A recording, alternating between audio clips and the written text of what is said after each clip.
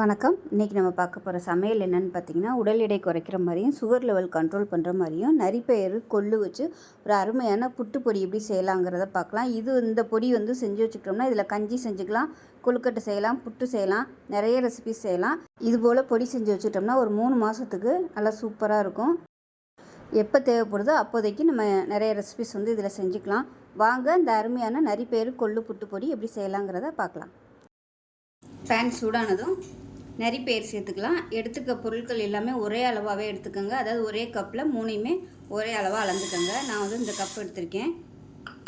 நரிப்பயிறு department ஸ்டோர்லேயே கிடைக்கும் ஈஸியாகவே. இல்லைன்னா நீங்கள் அமேசானில் நரிப்பயிறுன்னு போட்டிங்கனாலே உங்களுக்கு வரும். இப்போ இது நல்லா படபடன்னு பொரியணும். பயிர் நல்லா 2-3 தடவை கழுவி கல் இந்த மாதிரிலாம் இருந்துச்சுன்னா பார்த்து எடுத்துக்கோங்க. எடுத்துகிட்டு நல்லா கழுவிட்டு துணியில் போட்டு நல்லா காய விட்டுட்டேன். கொஞ்சம் கூட ஈரம் இருக்கக்கூடாது. ஈரம் இல்லாத அளவுக்கு காய விட்டு எடுத்துக்கோங்க. ஒரு 2 மணி நேரம் விட்டிங்கனாலே ஈர துணியில் போட்டு அப்பப்போ பரட்டி விட்டிங்கனாலே உங்களுக்கு ஈஸியாகவே காஞ்சிரும். இது நல்லா பொரியட்டும். இப்போ பாருங்கள், பயிர் நல்லா வறுபட்டுருச்சுன்னா அதோட ஃப்ளேவர் நல்லா வரும். இது வேறு பிளேட்டுக்கு மாற்றிக்கலாம். இப்போ நரிப்பயிறு எவ்வளோ எடுத்தோமோ அதே அளவு கொள்ளு சேர்த்துக்கலாம். இப்போ இதையும் நல்லா வாசனை வர அளவுக்கு வறுத்துக்கலாம். இது நல்லா அப்படியே படபடன்னு வெடிக்கும். அது வெடிக்கலை, ஆனால் நல்லா ஃப்ளேவர் வந்துருச்சு. கலரும் நல்லா மாறிடுச்சு. இது கொள்ளு நல்லா வெடிக்கும், கலரும் மாறி அந்த அளவுக்கு வறுத்துக்கலாம்.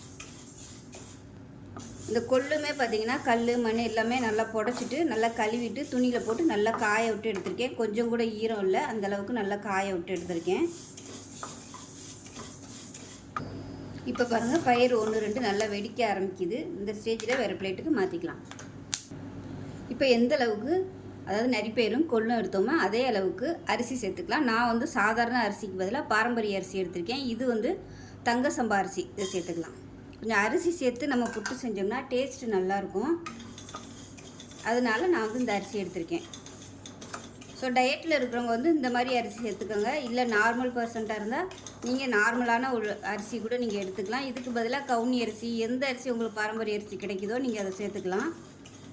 நான் இன்றைக்கி தங்க சம்பா அரிசி எடுத்திருக்கேன். தங்க சம்பா அரிசி பார்த்திங்கன்னா ஸ்கின் ப்ராப்ளம் உள்ளவங்கெல்லாம் இந்த அரிசி தொடர்ந்து எடுத்துகிட்டு வந்தீங்கன்னா உங்களுக்கு ஸ்கின் ப்ராப்ளம் சரியாகும். உடம்பு நல்ல கலர் கொடுக்கும். இது ரெகுலராக எடுத்துகிட்டு வந்தீங்கன்னா நார்மலாக நம்ம சாதாரணமாக சாப்பிட்ற அரிசி மாதிரி தான் இருக்கும்.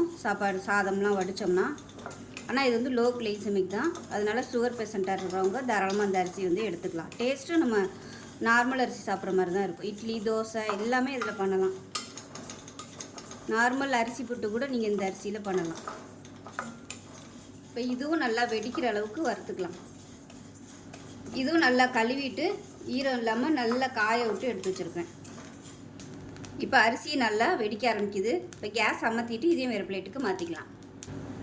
இப்போ பாருங்கள், இது நல்லா ஆறணும். ஆறினதுக்கப்புறமா மிக்ஸி ஜாரில் போட்டுட்டு ரொம்ப நைஸாலாம் அரைக்கக்கூடாது. புட்டுக்கு எப்பவுமே கொஞ்சம் நெருன்னு இருக்கிற மாதிரி தான் அரைக்கணும். இதை வச்சு நம்ம கஞ்சி பண்ணலாம், புட்டு பண்ணலாம், இல்லை நிறைய ரெசிபிகள் பண்ணலாம். அதனால் ரொம்ப நைஸாக அரைக்க வேணாம். கொஞ்சம் அப்படியே ரவை பதத்துக்கு அரைச்சி எடுத்துகிட்டு பார்க்கலாம். இப்போ பாருங்கள், புட்டு பொடி ரெடியாகிடுச்சு. ஒரு பவுலில் சேர்த்துக்கலாம். இதை நீங்கள் ஸ்டோர் பண்ணி வச்சுக்கலாம். ஸ்டோர் பண்ணி வச்சுட்டிங்களா ஒரு 3 மாதத்துக்கு மேலே சூப்பராக இருக்கும். நான் இன்றைக்கி கொஞ்சமாக அரைச்சனால மிக்சியில் போட்டிருக்கேன். இதே இது நீங்கள் மிஷினில் கொடுத்து கூட இந்த மாதிரி நரன்னு இருக்கிற மாதிரி அரைச்சி வச்சுக்கிட்டிங்கன்னா உங்களுக்கு சூப்பராக எப்போ தேவைப்படுதோ கஞ்சி செய்யலாம், புட்டு செய்யலாம், நிறைய ரெசிபி செய்யலாம். இதில் புட்டு கஞ்சி செஞ்சால் நல்லா வாசமாக இருக்கும். ஸோ அடுத்தடுத்த வீடியோவில் புட்டு கஞ்சியெல்லாம் எப்படி செய்யலாங்கிறத பார்க்கலாம். ஸோ இந்த வீடியோ பிடிச்சிச்சுன்னா லைக் பண்ணுங்கள், கமெண்ட் பண்ணுங்கள், சேனலை சப்ஸ்கிரைப் பண்ணுங்கள், பக்கத்தில் உள்ள பெல் பட்டனையும் ப்ரெஸ் பண்ணுங்கள். நன்றி.